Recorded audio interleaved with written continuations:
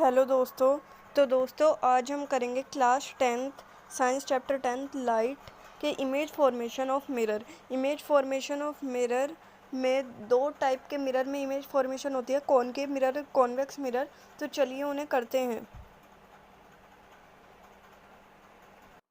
तो दोस्तों पहले बात करते हैं कॉनकेव मिरर की। तो कॉनकेव मिरर कैसा होता है? जो कि अंदर की तरफ मुड़ा हुआ होता है, चाहे आप कैसे भी कह सकते हैं। जो अंदर की तरफ इनवर्ड्स होता है, अंदर की तरफ घुसा हुआ होता है, उसे हम कहते हैं कॉनकेव मिरर। और कॉन्वेक्स मिरर जो बाहर की तरफ आउटवर्ड घुसा हुआ होता है, ये है कॉन्वेक्स मिरर। तो अब इनकी इमेज फॉर्मेशन की बात करते हैं। कॉनकेव मिरर में 6 टाइप की इमेज फॉर्मेशन बनती है और कॉन्वेक्स मिरर में बस 2 टाइप की इमेज फॉर्मेशन बनती है। तो अब बात कर लेते हैं कॉनकेव मिरर की।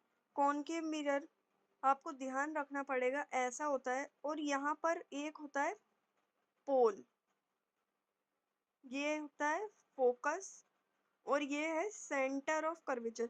ये 3 चीज आपको याद रखनी पड़ेगी। कॉनकेव मिरर में भी और कॉन्वेक्स मिरर में भी ये होती ही है।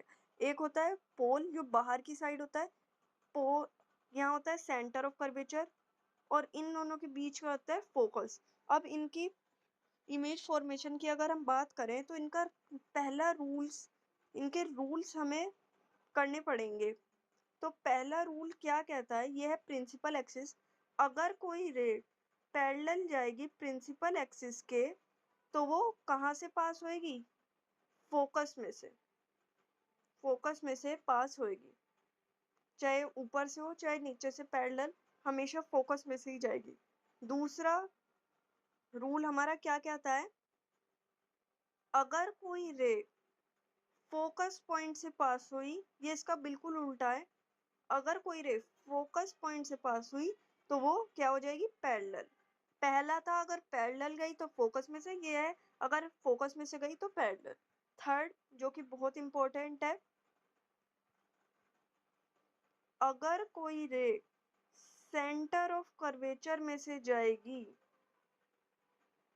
तो वो अपना पाथ रिट्रेस कर लेगी, मतलब जहां से आएगी वहीं से दोबारा चली जाएगी। तो ये थे कुछ रूल्स। अब इनकी इमेज फॉर्मेशन की बात करते हैं। तो दोस्तों अब देखो, यहाँ पर आपकी सबसे पहली इमेज बनती है। ये इतनी दूर ऑब्जेक्ट रखा हुआ है और ऑब्जेक्ट से बनने वाली इमेज हमें बनानी है। ये इतनी दूर प्रिंसिपल एक्सिस पर कहीं नहीं रखी, मतलब इन्फिनिटी पर रखी है। तो इन्फिनिटी से एक रे आएगी, कहाँ? पैरेलल आई प्रिंसिपल एक्सिस, कहाँ से जाएगी? फोकस में से। दूसरी भी पैरेलल आएगी, कहाँ से जाएगी? फोकस में से। तो कहाँ बनी आपकी इमेज? At focus. कैसी बनी? बिल्कुल रियल है, इन्वर्टेड है, उल्टी भी है क्योंकि छोटी सी आपको इसमें दिख नहीं रही। अगली इमेज में आपको पता चलेगा, पर ये उल्टी बनती है। रियल इमेज हमेशा उल्टी बनती है। दूसरा देखते हैं। तो दोस्तों पहले था इन्फिनिटी पर ऑब्जेक्ट, अब हम थोड़ा उससे पास आएंगे। तो अब कहाँ है? सेंटर ऑफ कर्वेचर से थोड़ा पहले। अब इसमें भी वही हम अपना रूल्स लगाएंगे। पहला रे पैरेलल गई प्रिंसिपल एक्सिस के, कहाँ से जाएगी? फोकस में से। दूसरी सेंटर ऑफ कर्वेचर में से जाएगी और अपना पाथ रिट्रेस कर लेगी। तो कहाँ बनी ये इमेज? कहाँ पर ये दोनों मीट करी? Between C and F. और उल्टी बनी ना, देखो इसमें पता चला है।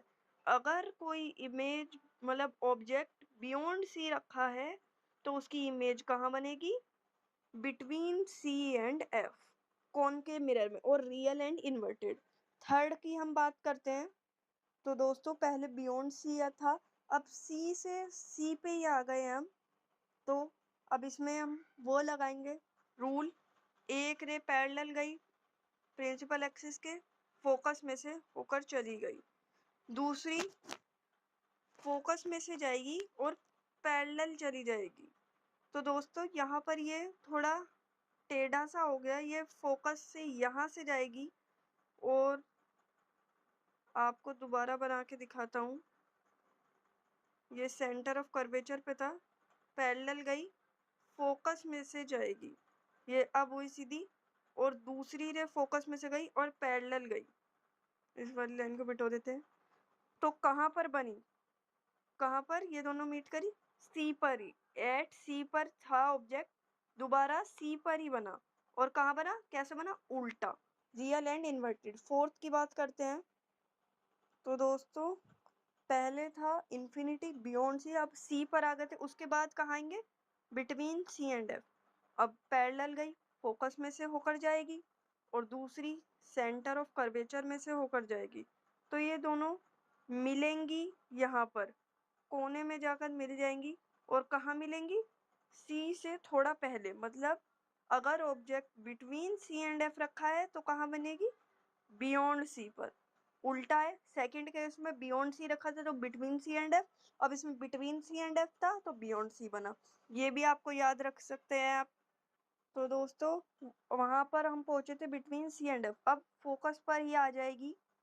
सबसे पहली रे पैरेलल जाएगी, फोकस में से होकर चली जाएगी, और दूसरी सेंटर ऑफ कर्वेचर में से।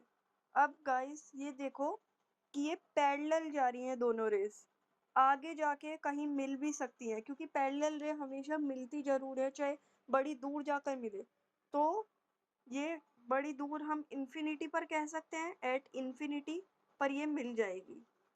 आप ये भी ध्यान रख सकते हो, पहली कंडीशन में ऑब्जेक्ट इन्फिनिटी पे था, ऑब्जेक्ट इन्फिनिटी पे था तो इमेज फोकस पे बनी थी। अब ऑब्जेक्ट फोकस पे है तो इमेज इन्फिनिटी पर बनी।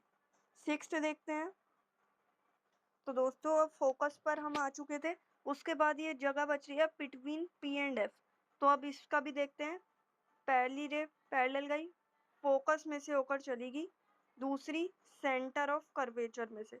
अब आप देखो ये सीधी अगर जाती तो डाइवर्ज होती हुई दिख रही है, ये पैरेलल बिल्कुल नहीं है, तो ये डाइवर्स तो कहीं भी मिलती नहीं है। तो अब हमें इन्हें खुद ही मिलाना पड़ेगा, यहाँ पर डॉटेड करते हुए। तो ये कहाँ बनेगी? और सीधी बनी है, ये वाली सीधी बनी है, और वर्चुअल क्योंकि हमने इसे खुद मिलाया है, तो ये वर्चुअल और इरेक्ट भी कह सकते हैं हम इन्हें। और कहाँ बनी? Behind the mirror. तो दोस्तों कॉनकेव मिरर की तो हो गई है सारी इमेज फॉर्मेशन, अब कॉन्वेक्स मिरर की बस दो ही इमेज है, उन्हें देख लेते हैं। दोस्तों कॉन्वेक्स मिरर में भी सेम है, सबसे पहले इन्फिनिटी पर रखा है ऑब्जेक्ट, पैरेलल गया प्रिंसिपल एक्सिस के, पर इसमें डायरेक्ट फोकस से नहीं हो जाएगा, ये डाइवर्ज कर देता है, तो ये हमें डॉटेड खुद करना पड़ता है कॉन्वेक्स मिरर में। यहाँ पर भी सेम, डाइवर्ज कर देगा तो खुद मिलाना पड़ेगा। कहाँ पर मिला? फोकस, उसमें भी इन्फिनिटी पे फोकस पे, इसमें भी इन्फिनिटी पर फोकस पे।